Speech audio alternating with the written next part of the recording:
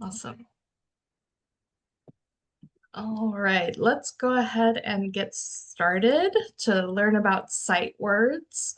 Um, so to get started,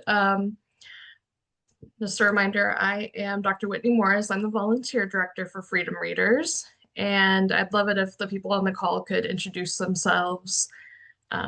Leslie, would you mind going first? I'm Leslie Yarborough. I tutor at Chesterfield. I've been doing it about, since I moved here in 2017, except for the COVID years. Yeah. Well, I thank you. started at Atlantic Beach and then they closed down that site and moved to Chesterfield. Perfect. Well, thank you for being with us for so long. And Alex, would you mind introducing yourself? Oh, chat. Oh, that's okay. So we've also got Alex who's listening in. Okay. And Alex or Leslie, and Alex, you can type this in. Are there any things that you're hoping to learn from today? Well, I've never used the sight words. Mhm. I never use any of those extra kind of things because we don't seem to have time, but I thought I would learn about it and maybe use it. Okay, great. Well, yeah, and Alex says he doesn't know about sight words either. So let's go ahead and get started. So first off, I just want to point out that English is a difficult language. And I forgot to share my mic, so hold on just a second. Share, share sound. Okay, back up. Um, this is a short video of an influencer that talks about learning English, Spanish, and French. And I just want you to see like how a foreign language learner would think of English. So let me play this video. Hey, English! Yeah, what's up, French? Is this how you spell Y? No, French, that's just the letter Y. Oh, right, yeah, Y, W? Yes, okay, what else? Okay, Y, A! A. No, it's an H. That spells way. This is way, it's not Y? W-H-Y. An H, like this? This is Y? That looks right. Okay, so if that's Y, then this is whoa, like whoa. No, that spells who, you see, because of the H. This is who? This is Y, this is who? Yep. So here's the H is silent and here's the W is silent? Yeah, makes sense. Okay, but then wait. If this is way, then this is weight? What? No, you spell weight the same way you would spell 8. Oh, 8? Weight. Not that 8, the number 8, obviously. Okay, so 8 and this is weight. Yeah. Okay, and so waiting would Waiting? be... Oh, wait, no. So you're thinking of another way. Okay, so that is spelled differently. Oh, okay, so I wait for someone, it's like this. No. It's like this? No. Why? So that's just one example that English has a lot of different rules and how we pronounce words is very different. And part of that is because we have taken bits of Germanic, Romance, and who knows what other languages and incorporated them into our spellings and just the entire vocabulary that we use. Another fun thing is that this is a poem called Why is English So Difficult? Um, I'm going to read this first page, and then Leslie, I'm going to ask you to read the second page, and we'll go back and forth. Is that okay? Mm-hmm. Okay. All right. We'll begin with a box, and the plural is boxes. But the plural of ox becomes oxen, not oxes. One fowl is a goose, but two are called geese. Yet the plural of moose should never be meese. You may find a lone mouse or a nest full of mice, yet the plural of house is houses, not heis. Okay, your turn.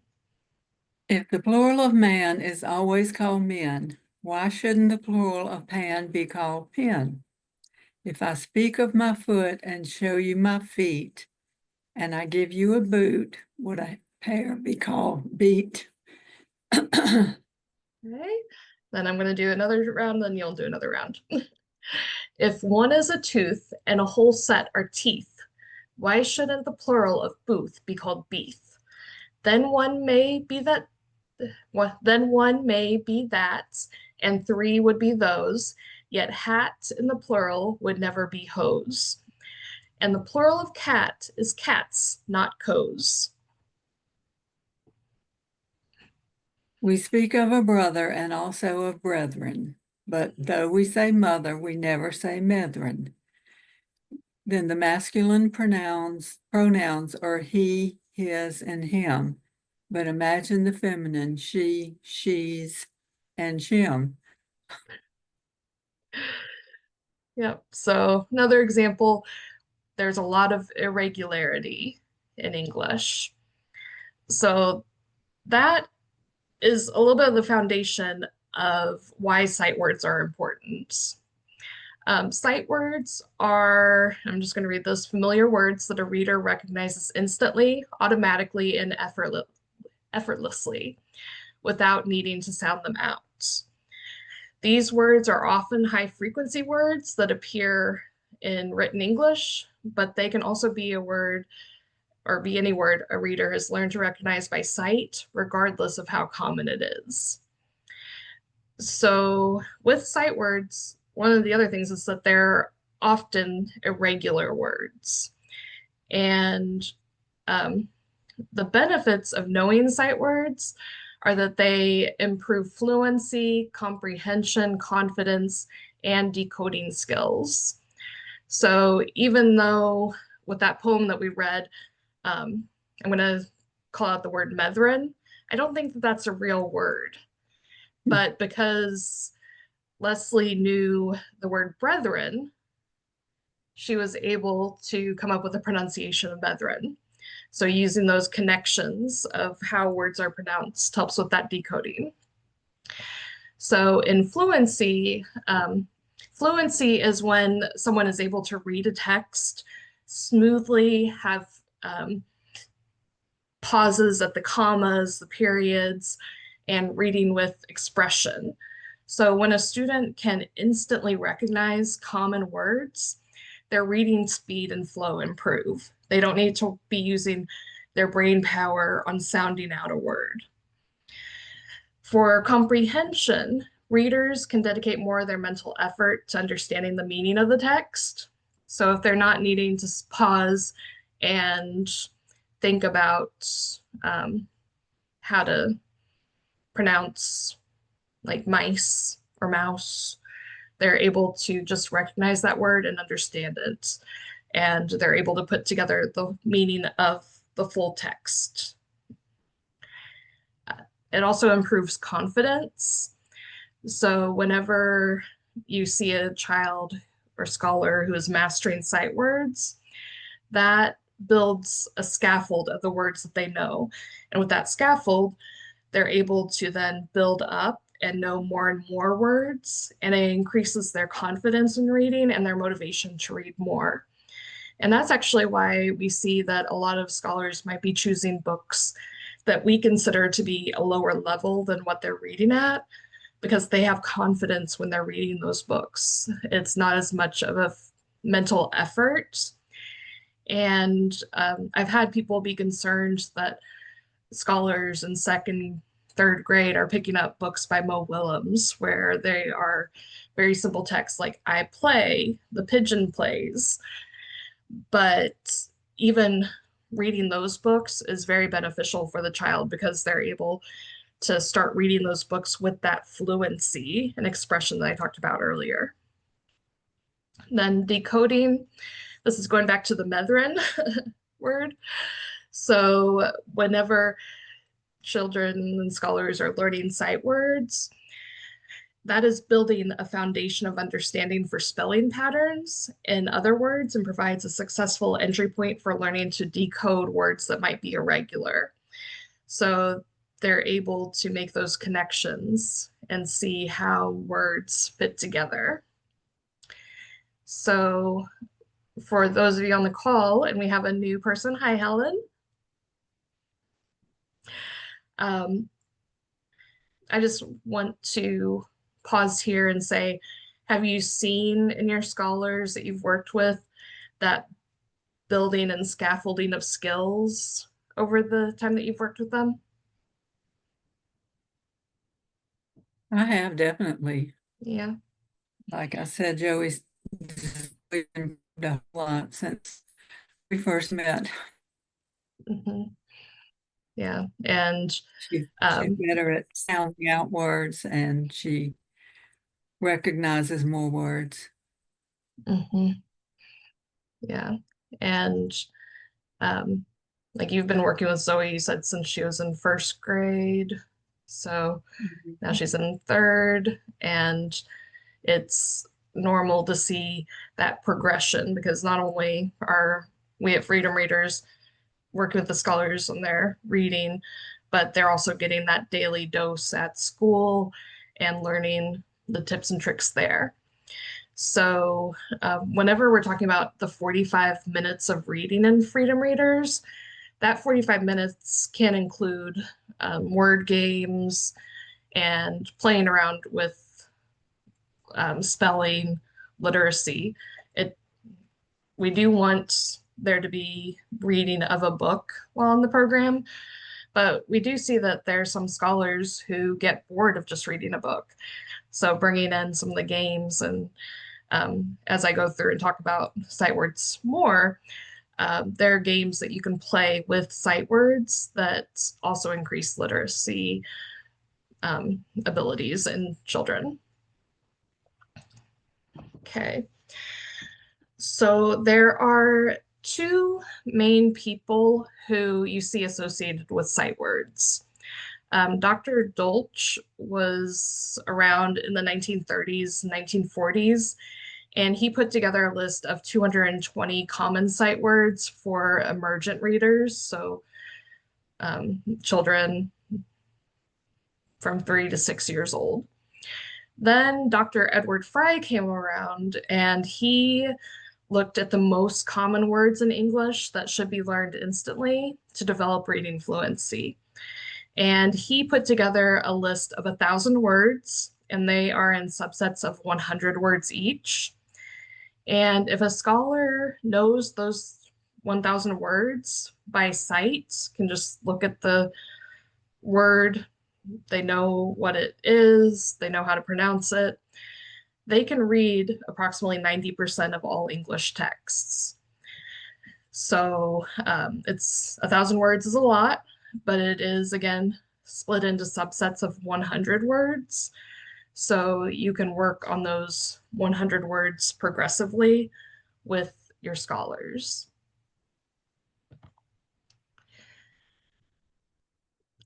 This page, depending on what your screen looks like, it might be very small, but the green words on top are the first 100 words, and then the red words on bottom are the last 100 words. So you go from simple words that are 1 to 5 letters, a, about, all, am, and then you go progressively to the more difficult words. So at the end, you see words like underline, various, view, Washington, wheel, Western. So um, those last 100 words, we wouldn't really expect, say, a kindergartner or first grader to know all of those words. But by first grade, that first 100 words, yeah, those are words that they should know. Um, so you can also look at these words and see that they are very common in English. They include our articles, so a, the, and. They include pronouns of he, hers, I, she, and they also include some nouns, adjectives, adverbs. So it's a good mix of the types of words. And by the end, you're getting into some of the more complicated spellings, etc.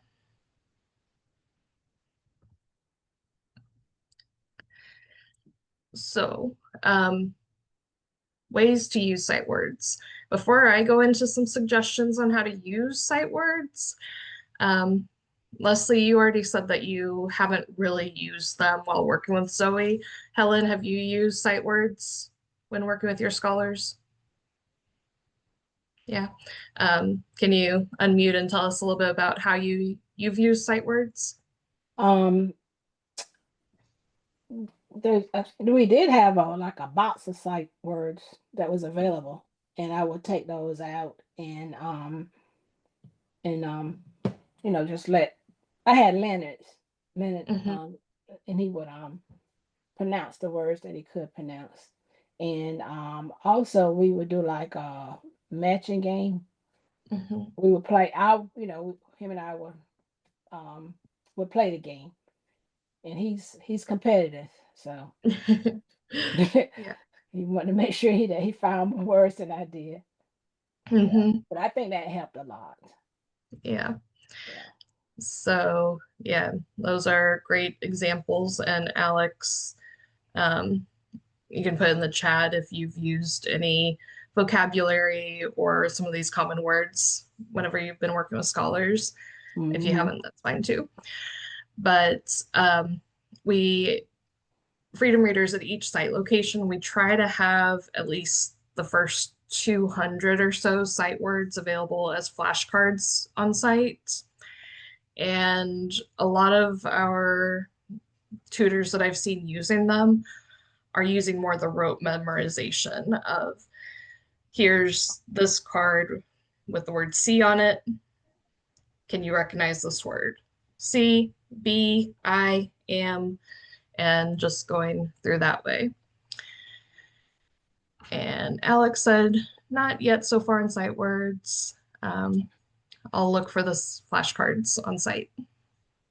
Okay. So with the flashcards, you can use them, like especially with younger kids that are just learning the alphabet. You can use a sight word card that says can, I'll say, and you can start out with just using the phonetics and the phonics of saying, okay, do you know the sound for k or C? And they say k.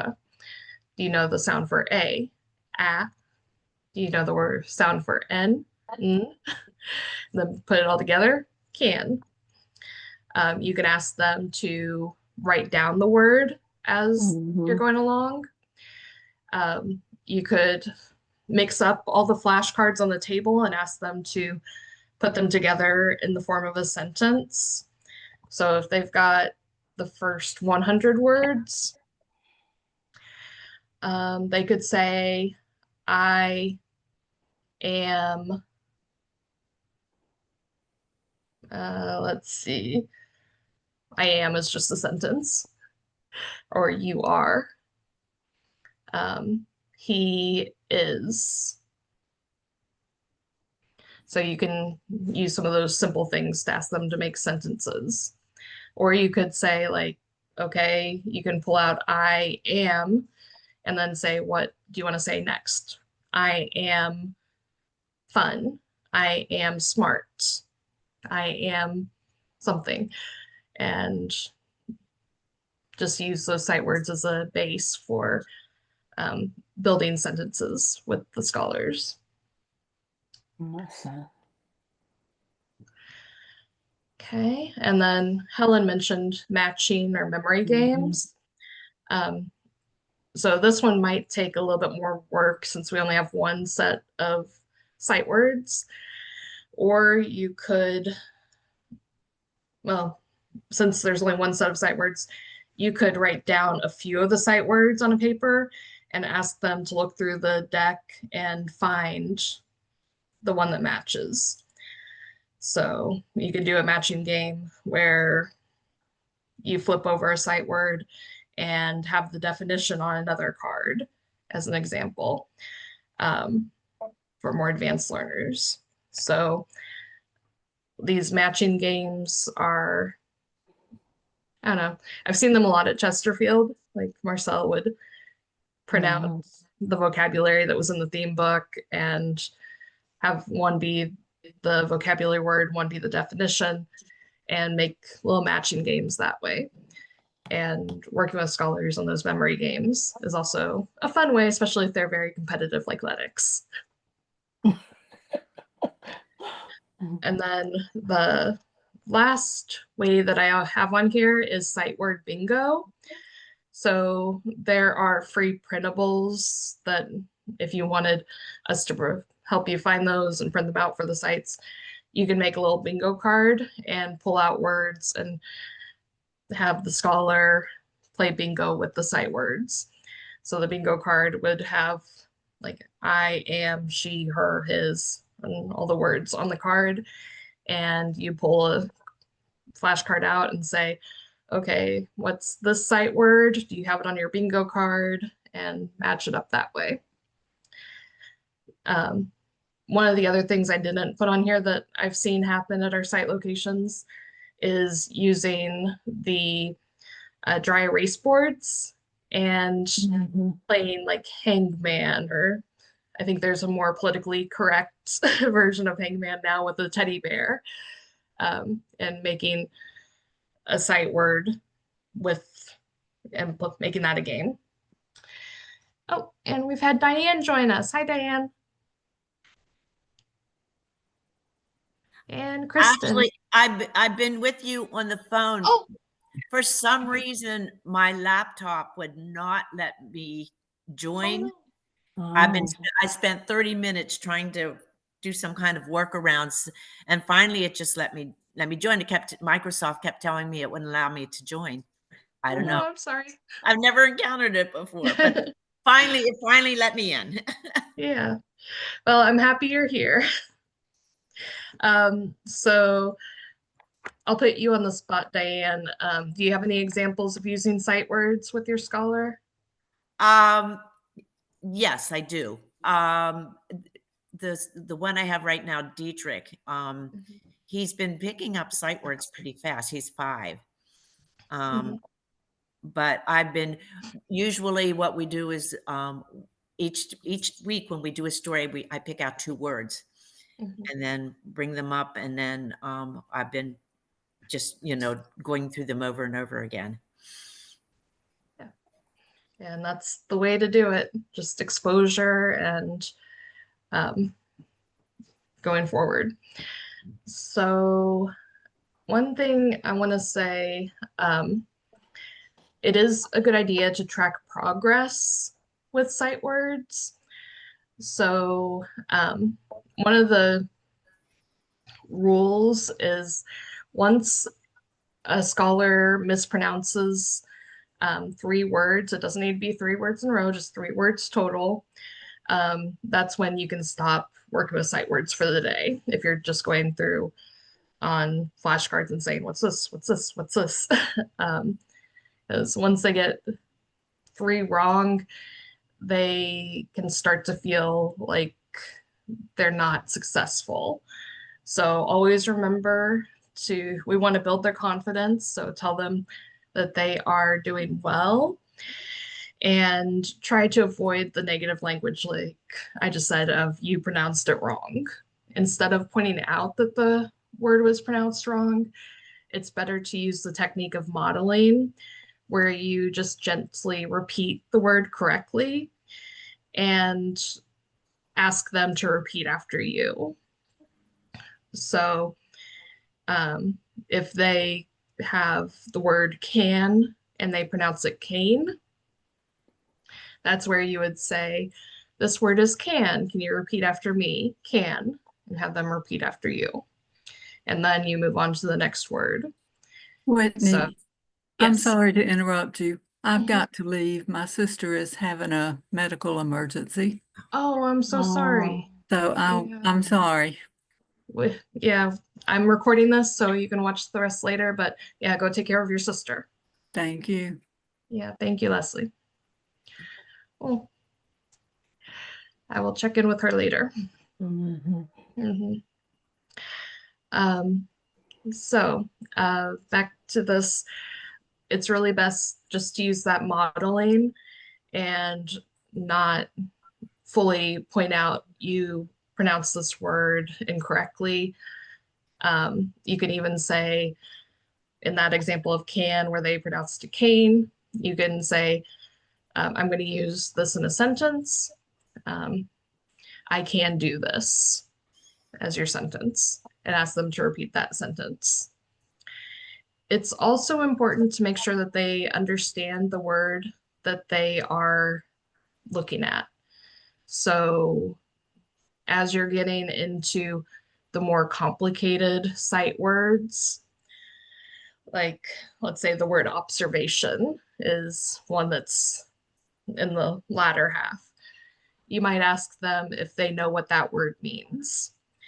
And if they're unable to come up with it, you might say it in a sentence, or you might have them look up a definition. And we all have phones. You can look up the definition on Google for what observation would mean. So does anybody want to let me know like how you normally correct a student or scholar whenever they say a word incorrectly? By studying this book, Yeah. How to read?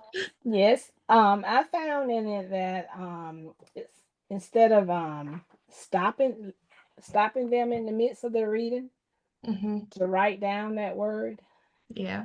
and go back Mm-hmm. and discuss their words with them. Yep. So if they're reading a book, Mhm. just let them continue. Don't stop them at that word. Just If write it they down. write it down, Mhm. and at the end go back to that word and ask them To pronounce it, to pronounce it. and then correct them if they don't get it right.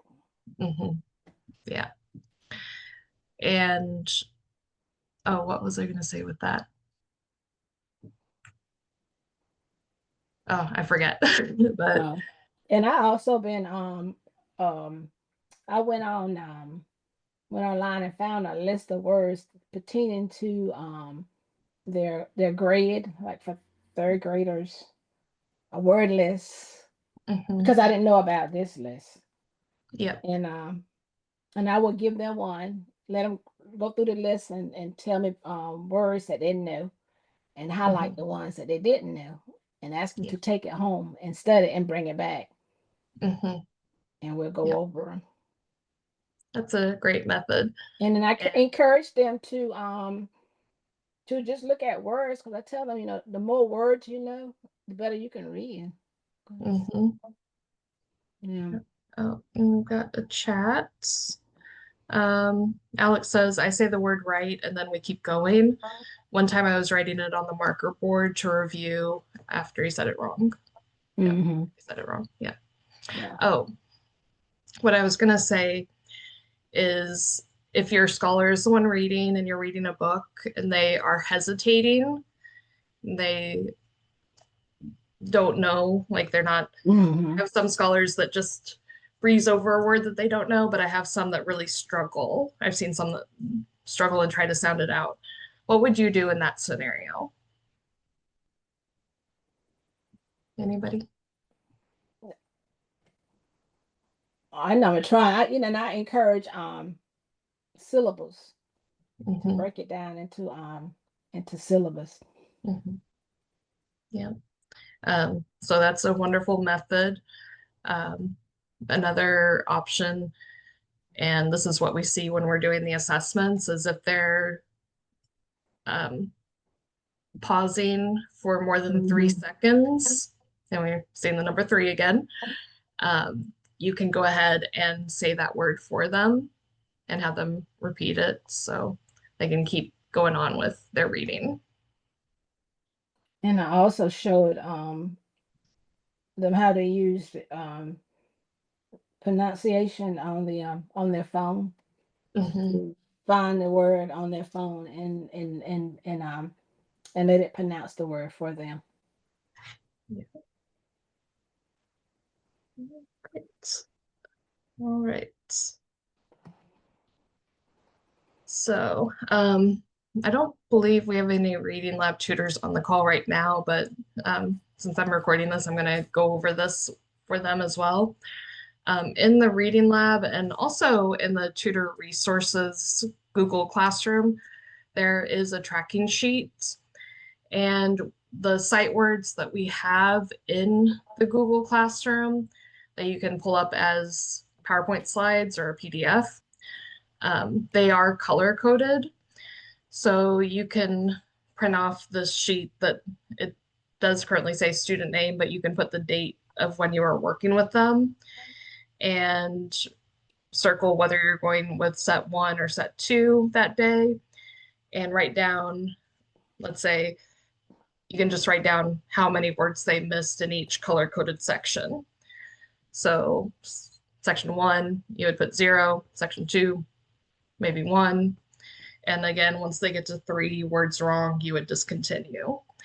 So if they make it through set 3 with no incorrect words, but then set 4, they get 3 wrong, you would discontinue. You would stop once they get those 3 wrong. And after this call, I'll also email you the link to the Google Classroom where you can find the sheets if you'd like to have it. The Reading Lab by Freedom Readers. Here we'll learn about screen sharing. Okay, I have this video about screen sharing for the Reading Lab. I am going to play it for the people who are in tutoring in the Reading Lab. It's about 2 minutes. Okay. In Google Classroom. Starting out in the Google Classroom, you should go to the Classwork tab to open the resources you plan to use during your meeting. In this example, we are opening a sight word slide deck in a new tab. Now, we will go back to the Google Classroom and navigate to the Stream tab to join a meeting.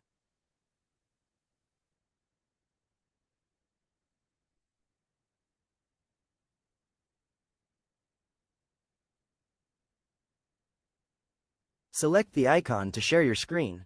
Select the tab you have open that you want to share. Notice that you are still in the Google Meet tab but can see the browser tab that you are sharing. You will be unable to advance slides while you are still in the Google Meet tab. You should click to open the browser tab that you opened earlier to advance the slides. In this example, we also click to present the slides as a slideshow, so you can click the screen to advance or use your left-right arrow keys. When done with the slides, you can click to stop sharing your screen and then navigate back to the Google Meet tab in your browser.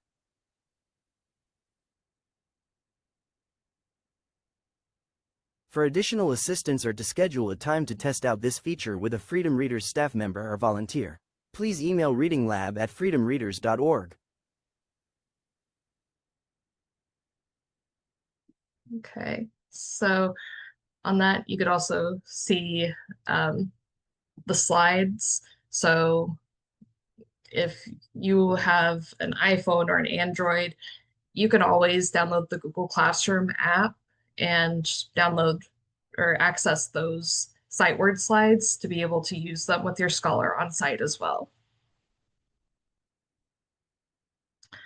All right, things to remember from today. I'll throw it to our people on the call. What things do you want to remember from what we've learned about sight words?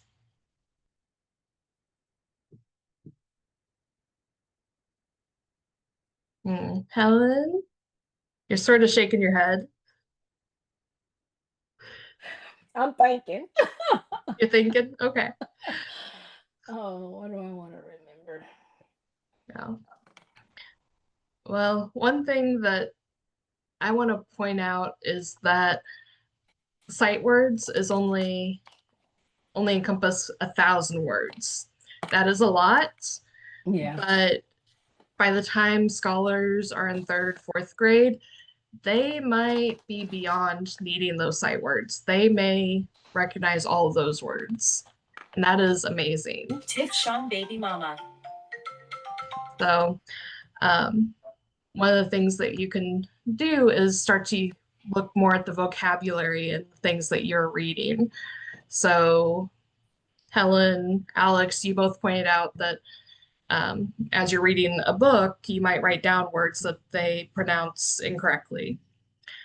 So that's going more into the vocabulary words, and there might be overlap between those vocabulary words and what sight words there are on the list.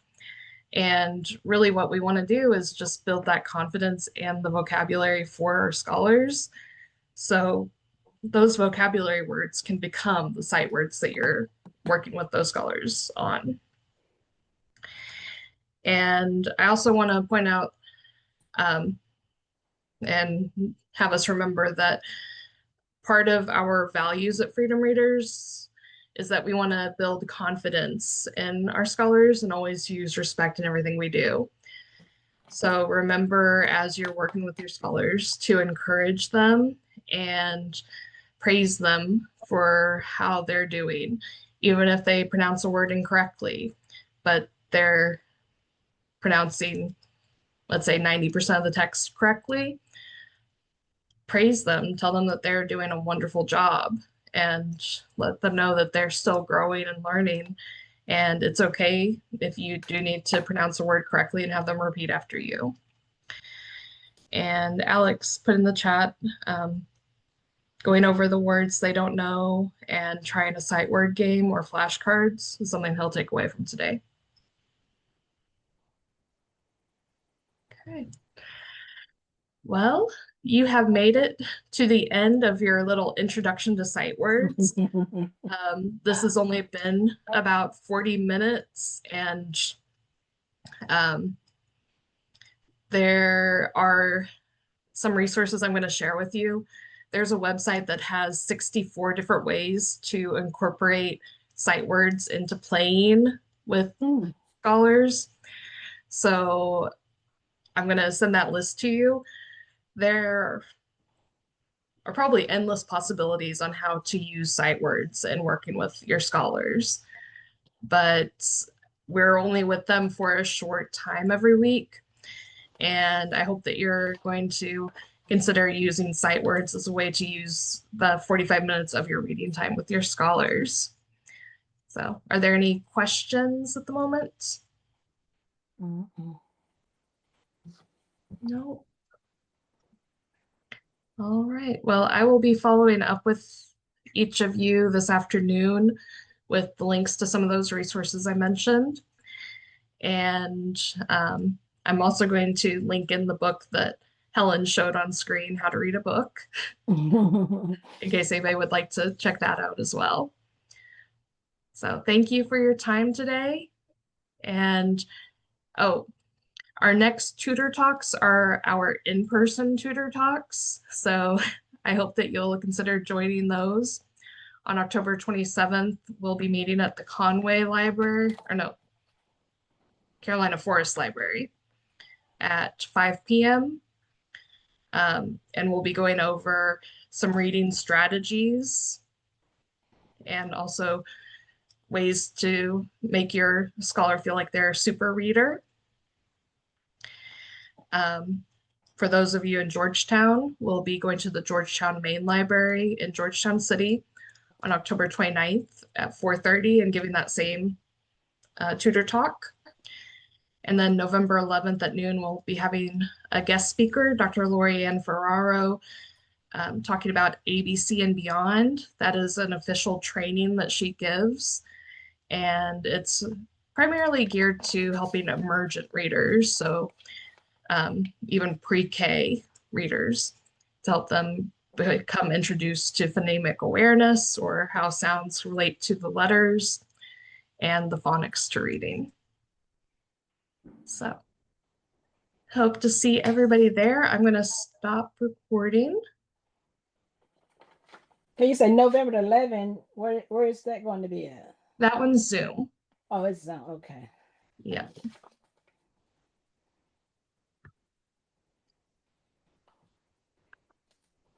Okay, stopping recording.